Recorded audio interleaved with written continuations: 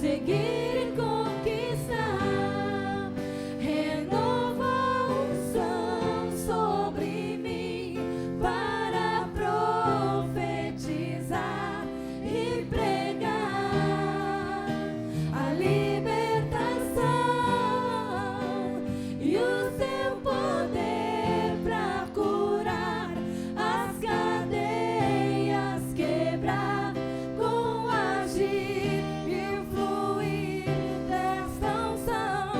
Uma só palavra que Deus manda vai fazer a minha vida mudar. Em meio às lutas eu vou triunfar, pois eu sei que é só em ti confiar. Se o inimigo quiser me combater, não há nada que me faça temer. Não importa o que enfrentarei, com a unção imbatível serei. E uma só palavra que Deus manda vai fazer a minha vida mudar. Em meio às lutas eu vou triunfar, pois eu sei que é só em ti confiar. Se o inimigo quiser me combater, não há nada que me faça temer. Não importa o que enfrentarei, com a unção imbatível serei. Com a unção imbatível serei. Com a unção imbatível, com a unção imbatível serei.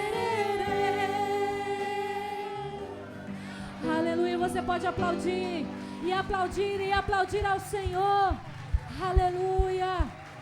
Não cesse de adorar este Com a paz Deus. preciosa de nosso Senhor Jesus Cristo.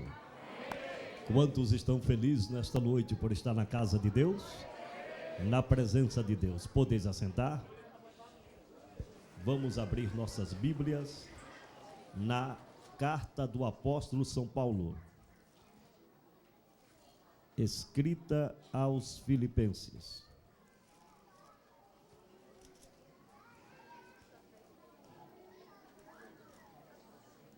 Capítulo de número 4, versículos 6 em diante. Carta do apóstolo Paulo, escrita aos Filipenses, capítulo de número 4, versículo de número 6 em diante. Quantos encontraram, pode dizer amém? Leiamos então a santa e poderosa palavra de Deus. Não andeis ansiosos de coisa alguma. Em tudo, porém, sejam conhecidas diante de Deus as vossas petições, pela oração e pela súplica, com ações de e a paz de Deus, que excede todo o entendimento, guardará vosso coração e a vossa mente em Cristo Jesus.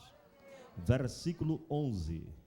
Digo também isto, não por causa da pobreza ou necessidade, porque aprendi a viver contente em toda e qualquer situação. Tanto sei estar humilhado, como também ser honrado. De tudo e em todas as circunstâncias, já tenho experiência, tanto de fartura como de fome, assim de abundância como de escassez. Versículo 13, toda a igreja, formando um lindo coral para a glória de Deus. Vamos lá, todos juntos? Posso todas as coisas naquele que me fortalece. Quantos creem no poder desta palavra? Hoje, mais do que nunca, com tanta incidência, a sociedade encontra-se alarmada no tocante ao surto de doenças desconhecidas, viroses, bactérias e epidemias que têm assolado sobre a face da terra. Alguns anos atrás, um vírus mortal, denominado de vírus do Ebola, vitimou milhares e milhares de pessoas no continente africano, sendo considerado pela área médica e científica como verdadeiro rival ou concorrente do vírus da AIDS. Por que não lembrarmos das células cancerígenas, que têm deixado milhares e milhares de óbitos assinados e levado pessoas à sepultura fria?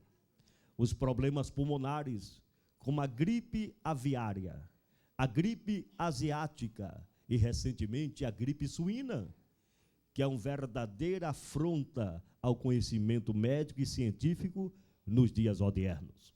Porém, senhoras e senhores, o mal deste século não pode ser considerado as células cancerígenas. O mal deste século não pode ser considerado o vírus da AIDS, nem o vírus letal do Ebola. Não pode ser considerado os problemas cardiovasculares e como também os problemas pulmonares, como gripe, pneumonia, asma, bronquite e, por último, este grande desafio, a medicina científica chamado de gripe suína. Mas o mal deste século é denominado de depressão. Nunca se ouviu falar com tanta incidência sobre depressão como nos dias atuais, como nos dias odiernos. Cada pessoa traz dentro de si um conceito diferente, uma tese, uma opinião formada a respeito do que é a depressão. Porém, antes desta parte introdutória, vale a pena salientar aos senhores que é preciso saber distinguir, diferenciar a tristeza da depressão. Nem toda tristeza é um quadro clínico depressivo. Nem todo tristonho está passando por uma depressão. Mas a tristeza faz parte do nosso organismo interior, como se fosse até um mal necessário para desenvolver o nosso fator psicológico. Mas o que é a depressão? Quais são os sintomas da depressão? Porque existe a depressão. Pode um crente em Jesus viver deprimido? Eu pergunto aos senhores, vale a pena se refletir sobre isto nesta noite? Sim ou não? Então vamos para a primeira situação. Segundo os especialistas do comportamento humano, a depressão ela tem origem em duas causas distintas.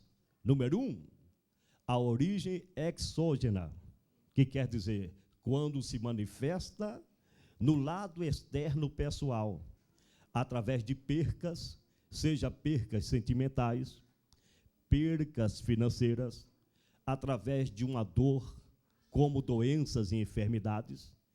Então, em suma, o sofrimento generalizado, com sua diversidade, pluralidade, é chamado como depressão exógena, que se manifesta no lado externo pessoal de cada indivíduo. Existe também uma outra causa, segundo os cientistas do comportamento humano, que é chamada depressão endógena. Esta depressão endógena, ela se manifesta no interior do ser humano. É chamada também de depressão sem causa aparente, ou mal sem causa. Por quê? Porque ela se manifesta através de disfunções orgânicas, psicológicas. Ela pode ser manifestada através da genética, de forma hereditária, de uma disfunção no cérebro, e a pessoa, às vezes, não está passando por problema financeiro, por uma escassez material. Aparentemente, esta pessoa está saudável fisicamente no seu lado externo, a família está estabilizada, mas está sofrendo um quadro clínico intensivo de depressão. Então, este tipo de depressão endógena, que é interior, ela precisa ser detectada, avaliada por especialistas e tratada através de medicamentos. Porque eu não sei se vocês estão acompanhando o meu raciocínio, ela não tem origem em uma escassez, uma limitação financeira, a um desemprego. ela não tem origem a uma perca sentimental, ao falecimento de um ente querido ou qualquer sofrimento externo, mas ela é ocasionada por uma disfunção química, tanto no organismo como também no fator psíquico. Quem está compreendendo esta palavra? Além destes processos, é necessário compreender que a depressão se manifesta também através do transtorno do humor bipolar. E o que quer dizer isto? É um assunto muito sério que é camuflado de sintomas aparentemente normais. O humor ou transtorno do humor bipolar se manifesta com dois extremos totalmente distintos. Número 1, com alteração emocional de uma excessiva euforia. Não sei se vocês já perceberam, já lidaram, já conviveram com pessoas extremamente eufóricas. Conversam demais e têm o pensamento e a voz totalmente acelerada. São pessoas extrovertidas, pessoas alegres todo momento, e muitas vezes no seu quadro clínico não se sabe, senhores, que isto é um grande sintoma de depressão. É uma euforia excessiva que no seu psique está tentando camuflar um vazio interior. Quem está compreendendo esta palavra? E do outro lado, no transtorno do humor bipolar, se manifesta através de uma baixa emocional, que recebe em seu conteúdo, ou no seu bojo, em seu todo, a nomenclatura de depressão. Observe que a palavra depressão é uma junção de duas palavras distintas. Que implica em descer, decadência, decair, e pressão. Então, juntando estas duas palavras, simplificando, queremos dizer uma abrupta ou brusca baixa de pressão emocional. Não confundir com pressão arterial. Tá certo, gente? Então, a depressão é uma baixa intensa, brusca, de repente, da pressão emocional. Então, a pessoa fica baqueada, desmotivada, apática, que também causa transtornos e distúrbios em seu organismo, na cadeia alimentícia. Alguns, quando estão deprimidos, passam a comer mais do que é necessário. Outros ficam totalmente sem vontade de comer. Outros dão uma sonolência eterna, dorme demais. Outros ficam com insônia. Então, é um transtorno interior, tanto distúrbio psicológico como orgânico, causado pela esta baixa brusca da pressão emocional. Em todos estes casos, precisamos compreender que não existe um fundamento sintomático para definir o que é a depressão. Por quê? Porque existem variados sintomas que caracterizam uma pessoa depressiva. Depende do histórico da pessoa, da tendência da pessoa à depressão, depende do problema ocorrente que ela está atravessando no momento. Isto implica em dizer que o que te deprime hoje e agora, talvez para mim não representa nada. E o que me entristece, me angustia e me deprime, para você não significa nada. Então, quer dizer que vai de caso para caso, de pessoa para pessoa, de histórico para histórico e de problema para problema. Quem está compreendendo esta palavra? Nestas situações depressivas, existe um estigma muito grande no meio da sociedade cristã, em alegar que um cristão, um evangélico, um filho de Deus, não pode sofrer ou passar por depressão. Senhores, levar a tristeza a uma intolerância é uma verdadeira ignorância espiritual. A própria Bíblia diz que a tristeza, segundo Deus, produz arrependimento. E o arrependimento produz frutos pacíficos de justiça e também de adoração. Amém, senhores? Na década de 80, as indústrias de entretenimento em todas as suas diversidades, como na área desportiva, na área artística, na área eletrônica e da tecnologia, sofisticaram seus produtos e aprimorar os mesmos para alcançar as pessoas angustiadas, tristonhas e depressivas. Foi daí que surgiram os primeiros maquinários através de controle remoto, os Nintendos e tantos outros jogos eletrônicos, procurando satisfazer, promover alegria e paz interior no coração do ser humano. A medicina contemporânea, na década de 80, de maneira ignorante e sem controlar ainda o assunto corretamente, eles criaram as cápsulas da alegria, que na época era chamado os antidepressivos. Foi daí, senhores, que houve uma popularização dos antidepressivos através dos seus efeitos farmacológicos e deixando as pessoas em um verdadeiro estado de dependência química.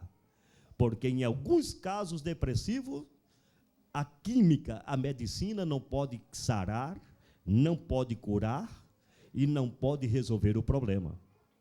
E é nesta situação que nós podemos declarar, com fundamento bíblico e com muita propriedade, que grandes homens de Deus, homens que abriram os céus pelo poder de Deus e fizeram o sol parar e a lua estacionar, homens que fizeram o mar vermelho se abrir para o exército de Deus atravessar em pé enxuto, homens que oraram e o fogo de Deus caiu em cima do altar, derrotando os seus inimigos.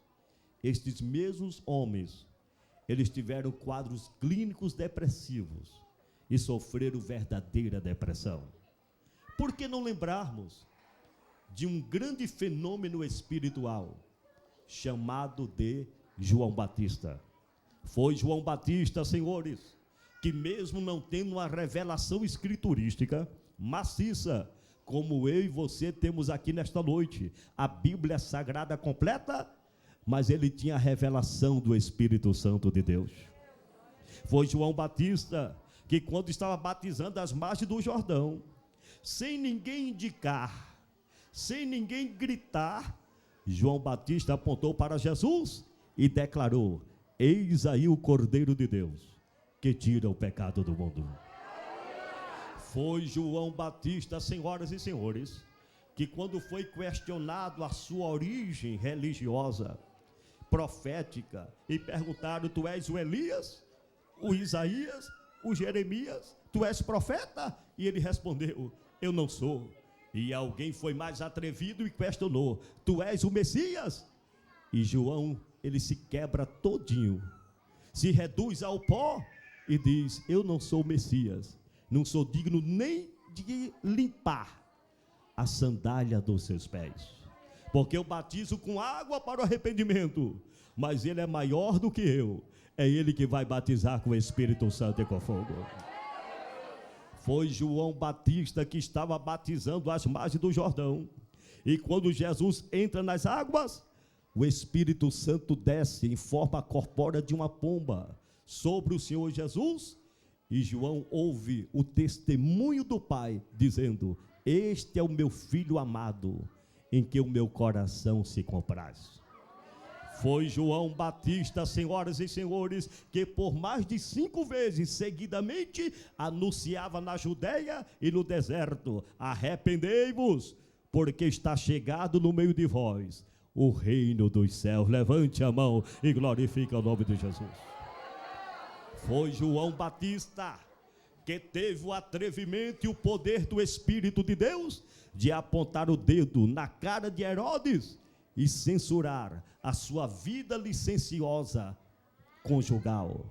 Mas este homem, quando foi levado para o presídio por causa da profissão da sua fé, que estava algemado dentro de 4 paredes, não estava mais na sinagoga nem no púlpito da sua congregação. E diz o texto sagrado que quando os discípulos de João Batista receberam a oportunidade de visitar o seu pastor lá na cadeia, no presídio, e quando chegaram diante de João Batista, A primeira exclamação de João Batista foi esta: voltem para a cidade e pergunte a Jesus se é ele mesmo o Messias, ou nós esperamos,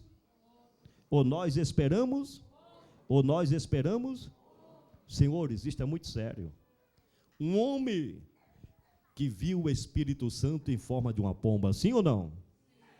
Um homem que declarou, sem ninguém falar para ele: eis aí o Cordeiro de Deus, que tira o pecado do mundo. Um homem que anunciou, o profeta Isaías já falou sobre mim, que eu deveria preparar o caminho e as veredas direitas para aquele que seria o rei de Israel. E agora, no momento da prisão, da dificuldade, dos seus distúrbios emocionais, ele entra numa crise existencial tão grande que já não acreditava mais em nada. E aquilo que ele pregou, aquilo que ele proclamou, ele mesmo desacredita e manda perguntar: será que é ele mesmo o Messias? Ou eu perdi todo o meu tempo, vou ter que esperar outro? É uma verdade ou estou exagerando? Sim ou não, senhores? E quantas vezes nós não somos como João Batista? Quando tudo está bem, a gente pega o céu com a mão. Quando tudo está correndo a mil maravilhas, a gente fala em língua estranha, sapatia, bate palma e glorifica o nome do Senhor. E às vezes, quando vem a adversidade, a gente fica cabisbaixo, tristonho, depressivo. E é nesta hora que Satanás se levanta com autoridade e fica irritado, porque ele não consegue compreender. E o diabo diz assim: como é que Deus tem coragem de tolerar, de suportar um homem e uma mulher dentro da sua casa, tão oscilante? Um dia está para cima, outro dia está para baixo. Um dia